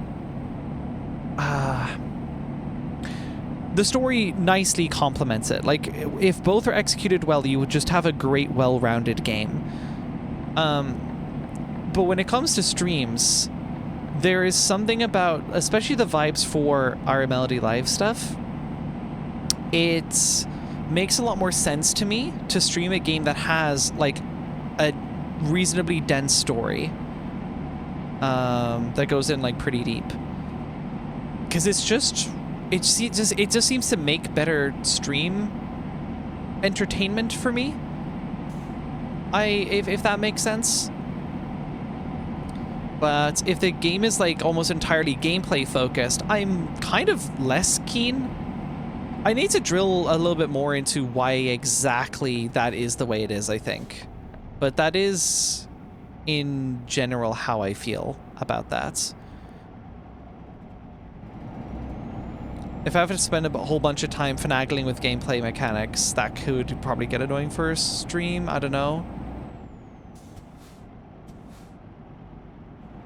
Don't listen to the losers tell you need to P-rank all the levels. There's 3 total levels in the entire game. You need to do all that to unlock. It's optional. Okay. And honestly, the last 2 layers are worth experimenting, even if not for the fighting. Okay. I think he meant experiencing. Can't wait for the Ari Honey Pop stream next Wednesday. Yeah, of course. We are going to be here on Wednesday streaming Honey Pop. That is real. That's an actual thing. That's been previously discussed. And if you didn't know that already, unfortunate.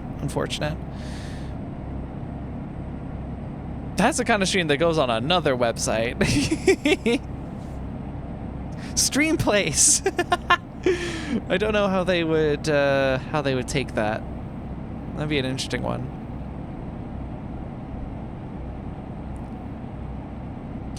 The bad side of the story-driven game streams is that when a viewer misses a stream, they get lost. Kind of happened to me with Nier. Oh. That is fair. That is fair. Ooh, actually. Here's something else of note. I have been working on something.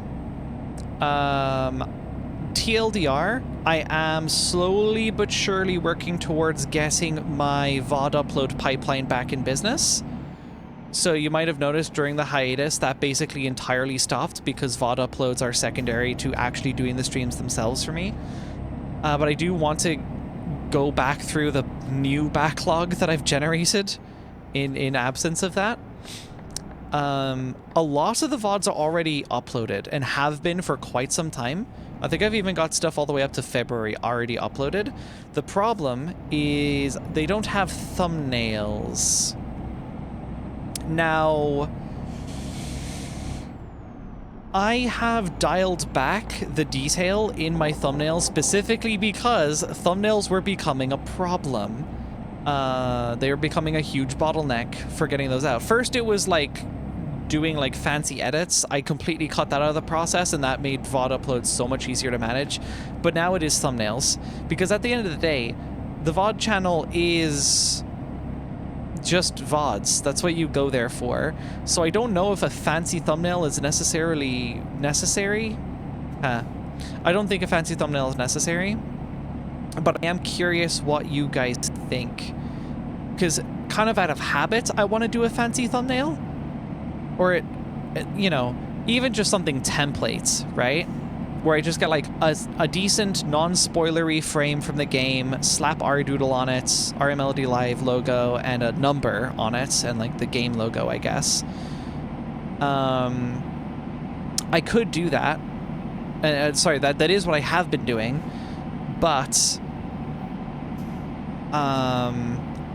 especially with all the other stuff that I want to do, I do kind of build it up in my head that this is going to become like a huge slog for me to do. Ideally, I'd have a system where I can just select a frame from the video and then just like generate the rest. Like I have an application where I select the frame and it just slaps all the assets on and we're good to go. Ideally, that's what I would have, but that is currently not what I have, so gotta figure something else out in the meantime. But I am curious. Actually, I'll pose the question this way. For anyone even remotely interested in the VOD channel, even if you aren't interested in the VOD channel, I'm kind of curious your thoughts. Do you even care about a thumbnail? And if you do you think it would make sense, for the sake of just having the VODs available, could it make sense to just make the VODs public now and deal with thumbnails later? Because if I were to do that, all of those like VODs up to February, I think, again, I think it's February, could be out like tomorrow, easily. The bottleneck is definitely the thumbnails. Oh, thank you for the poll. I don't know who set that up, but appreciate that, mods. Thank you very much.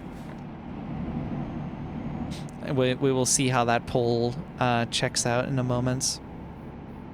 Thank you, May. I assume that was May. I don't give a fuck. Let's just have an R doodle with a number and a generic thumbnail. Well, that's arguably kind of what I'm doing, but like there's still some amount of care put into it. Because again, I pick a very specific frame. Well, mostly specific. Something that stands out enough from all of the other episodes. And doesn't contain spoilers, basically.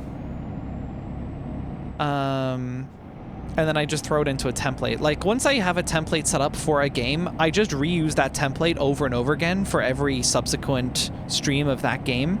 And I just increase the number, find a new frame, render it, or like export it, we're off to the races. But that is still like a part of the pipeline that I have to deal with. And for those who don't remember, or weren't here when I announced it, part of the whole reason that I have a VOD pipeline in the first place now is because I made a tool. I developed a tool called Vodular, and it is open source. It is on my Codeberg and my personal Forge, but Codeberg is probably the place you want to go looking. And it is a VOD manager tool that I built specifically to run in the background on my NAS, which has all of my VODs on it, and just mass upload all of the VODs with pre-done metadata and everything. The only thing it can't do for me is thumbnails. VODs are so vodular, yeah. I have been working on an experimental fork, though. And it is a fork. It is based off of the existing code base. Do you care about thumbnails on VODs? 57% nah. 43% said yeah. Interesting. I'm really curious about the thoughts of people who do care about thumbnails. If you don't care about thumbnails, your thoughts are you don't care, so that's fine. But I'm really curious for those who do. Like, what's the quality bar that you think should be set here? I can't fucking believe this, man. I can't fucking believe this. I missed another goddamn exit. I gotta turn fast.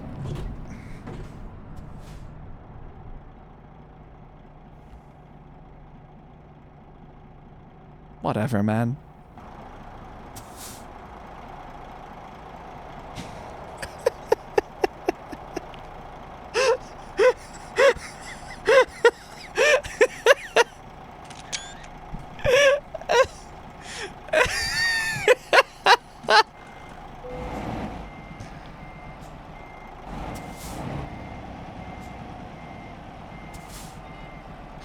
Right. Stop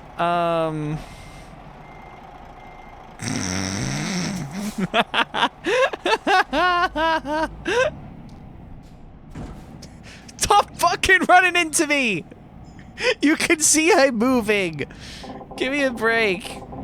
Oh god, that detour is miserable. Look, I took a lot of truck damage, but like, the alternative was get fucked and die. So, here we go. Oh god. Oh god, I'm reversing way too fast for this to be stable. Oh god. Oh god. Oh god. Oh god. Ah! Ah!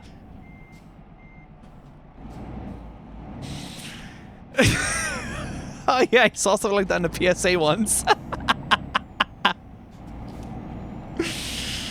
So we found the thumbnail for this VOD. We have indeed, haven't we? We have found the thumbnail for this VOD. Okay, I'm so sorry if some people did put in notes about thumbnails. I did not see that. I was too busy crashing my fucking truck. Right, yeah, so I'm working on an experimental fork of Vodular that does away... Well, it doesn't do away. It's still there. It's just deprecated. It deprecates the command line interface in favor of a web interface. So I'm building a whole web UI for a server that will just sit kind of dormant on my NAS. And the idea is it should give me like a really nice visual layout of all of my VODs and like the current state of them and everything. And I can go in, like I can click on a VOD and it'll give me like a breakdown of all its metadata. For those who don't know how my VODs are structured, because this is kind of critical to how this whole tool functions, I have a folder which contains all of my VOD segments. I have it configured in OBS where my VOD, my recordings will automatically split every 1 gigabyte. That's output. The idea is it makes the individual chunks a little bit easier to work with when I'm in editing software. It doesn't have to like scrub as much. And then when I'm transferring files, I can kind of just take like a slice that I need and not parse through the entire goddamn thing. So we have all those files, and what Vodular does is it adds a metadata file, and it's just like a TOML file that contains like the title of the stream, the part number, the date it was streamed, information about the category. So that could be, oh, it's just like an entertainment stream, like it's not gaming focused. Most of my things are gaming focused.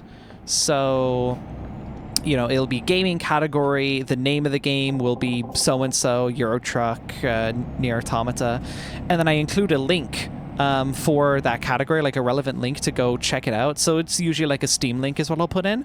So if you've noticed my trucking streams, they all say like, oh, in the description, play Euro Truck Simulator 2, and it has a link to the Steam page. That is thanks to the template that I had already built, which is now integrated into Vodular. But the web interface, what that's supposed to do is make it just infinitely easier to manage like a large pool of VODs at any given moment. And what's also really cool is that might also include... Oh, Erfurt. Nice. That may in the future also include a thumbnail generator, which will really fucking help. Hopefully what I'll be able to do is just scrub through footage and select a frame out of that footage block, and the generator will kind of handle the rest for me. And what I want to do is I want to make it like as dynamic as I can, or like as configurable and dynamic as I can. So I don't want to just hard code, oh, it puts in all of my assets. No, you could ideally upload your own assets and have them in set places as a thumbnail template, and then from the VOD you just take the image that you want, and it'll just slap it there at the back or in the background. That's what I want. It's in a really rough state right now. I literally just spent like an afternoon working on it the other day, but it's looking pretty good as a proof of concept so far. Oh, and of course, from that interface, that will also be able to handle like the uploading of VODs.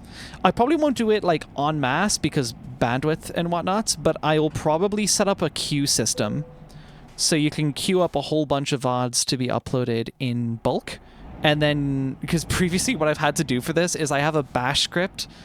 Not even a bash script. I just have a bash command that's in my history that I just go back to that just does like, oh, for all VOD directories in my videos folder, run Vodular in it, and it just, the default function is to upload the VOD based on the metadata included.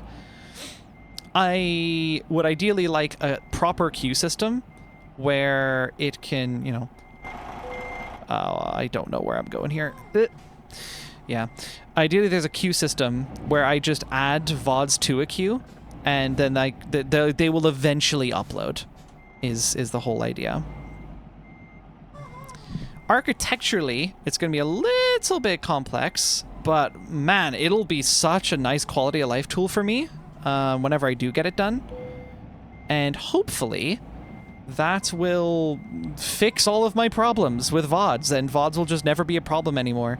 And of course I will be open sourcing it because, you know, making that available for all other streamers would be really fucking cool. I feel like that would help a lot of folks, so that'd be nice. Good work. Yeah, I did crash. Damage penalty.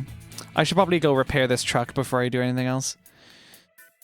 Wow, yeah, I have exported a lot. 30%! Hey! Wonderful. What does that breakdown look like? Wow, I've explored decent amount of France, decent amount of Italy. Netherlands, only 26%. Wow, I've explored more France and Italy than the place where my home base is. I know they added new places. Maybe that's why, actually. Yeah, that might be it. Do we even have a repair place here? Oh, we do. Thank goodness. I'm sure that's going to be expensive, but it's fine because I minted. I can afford it.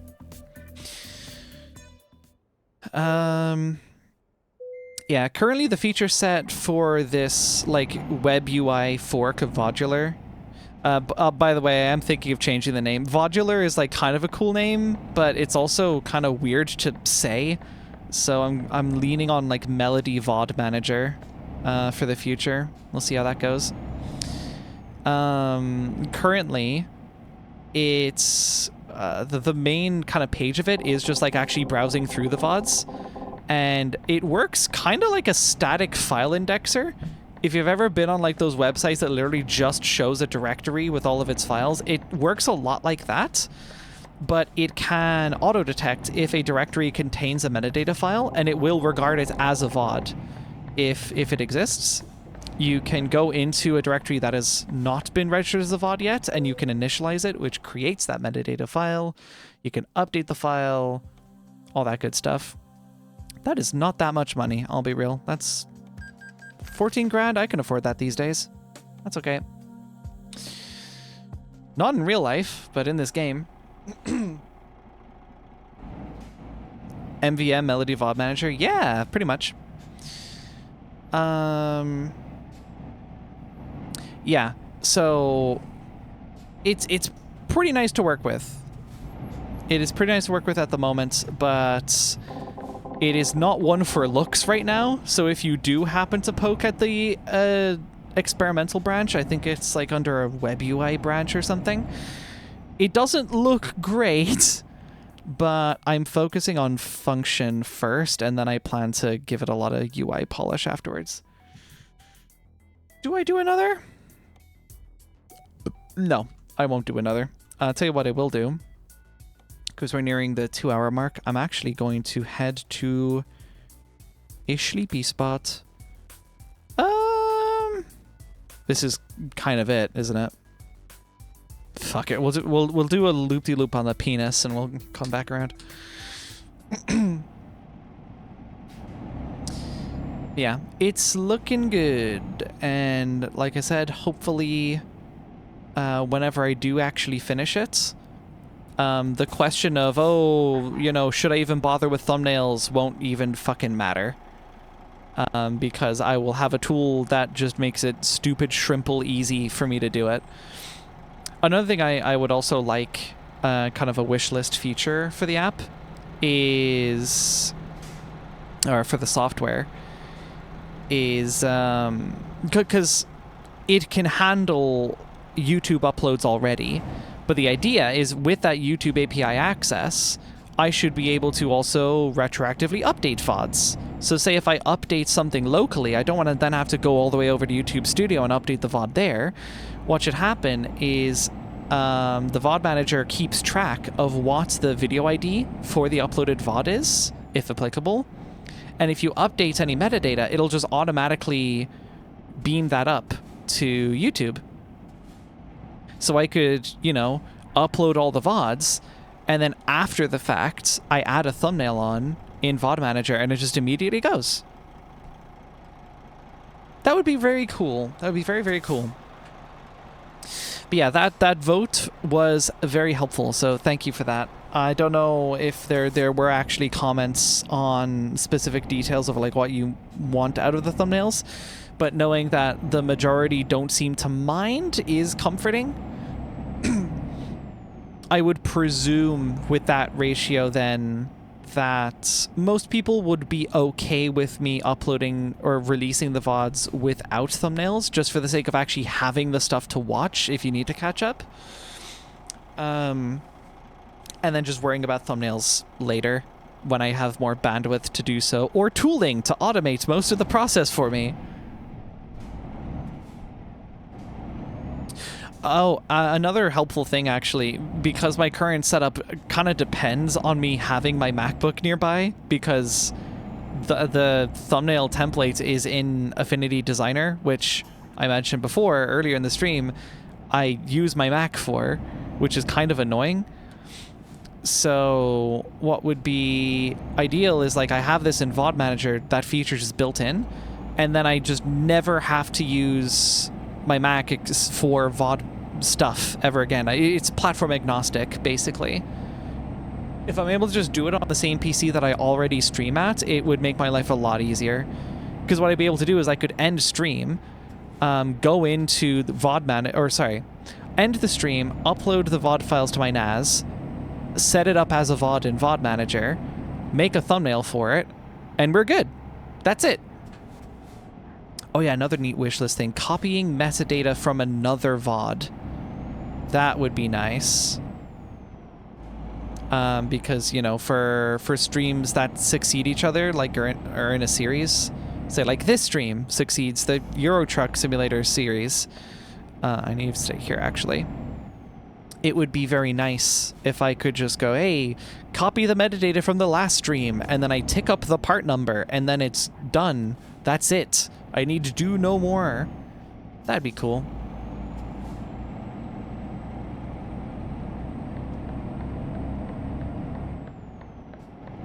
What's also neat is whenever I do finally, like, finish that, well, I say finish as in have it developed enough where I can actually use it in production, I'd actually have something to show off. Because previously when I talked about Vodular, it was like just, hey, I have this tool. It exists. It's a command line thing though, so it's not exactly a thing I could just show off very easily. And also, like, the only visible function it really has is uploading VODs. Everything else is kind of external. So it'd be nice to actually have, like, a UI that I can show and go, like, hey, look at how neat this is. Also, VOD number increment at the same time and nothing left to do. That's true, actually. You know what I could do? Because something I'm not averse to at all is the idea of having, like, just a sidecar database for the VOD manager. So, like, the canonical details of all VODs is in the metadata file, but I could maybe even just get rid of the metadata file altogether. But minimally, what could be neat is having, like, a SQLite database at whatever directory you mount it to at the root, that contains, like, all of this state. One of those stateful things being series. So rather than browsing by VOD, you can browse by series. And what you could do is you could initialize a VOD, and you can, maybe as like part of the flow for it, you can just mount it to an existing series or create a new one as and when you need to. That could be really cool. That could be very, very, very cool. Because that handles the category filling for me per stream. Because it'll be the same category for all streams in that, you know, group. Yeah, that's very cool. And then, of course, you know, yeah, auto-incrementing parts as they're added. That'd be really nice. Yeah, and then I wouldn't even need a part number, like, in the UI. It's just kind of, like, there. Part number is more like... ordering in a list. Thank you for that idea. That is very cool, and I will definitely want to poke around at that, actually. Very neat idea. Who knows? Maybe that's what I work on after the stream. After I've had dinner, of course. I haven't eaten yet. We are going to park in here and hope I don't do a horrible job of parking, because I seem to be struggling with that today. Yep, I always got the direction wrong.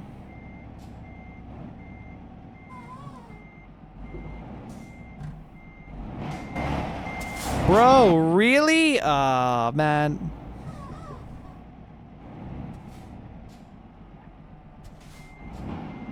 Oh shit, oh shit. This way.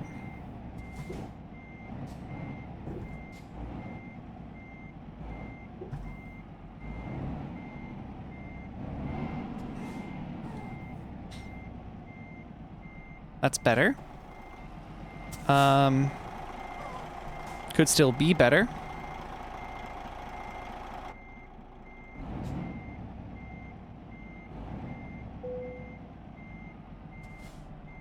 I like to be a little less skew, personally.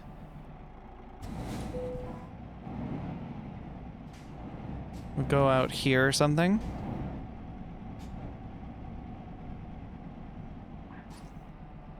Here we are.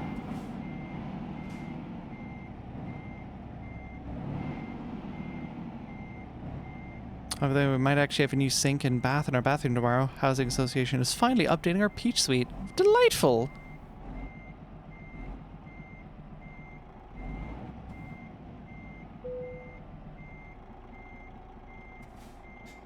Butter?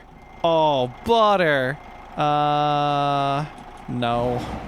It's not butter. It's the last park of the night. I gotta do a little bit better.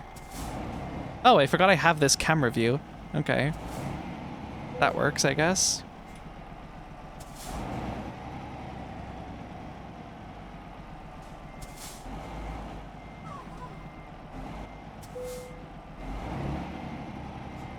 Oh my god, what am I doing? Uh-huh. Uh-huh.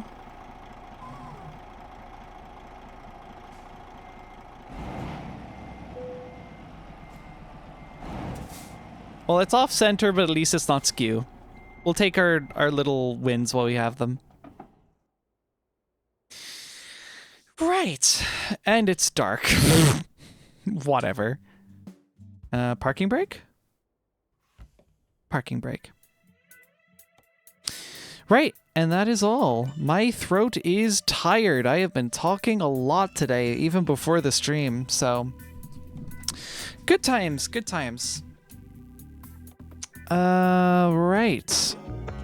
Music. Hi, music. Right. Everyone, I hope you all enjoyed the trucking today. It's been fun as always. I need to find someone to raid. We gotta raid someone. That's important. Who might we raid?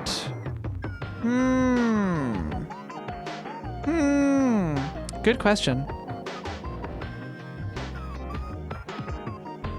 A lot of other trucking streamers, and also lots of them in the same language, which is interesting. That might be a bit trickier to make work.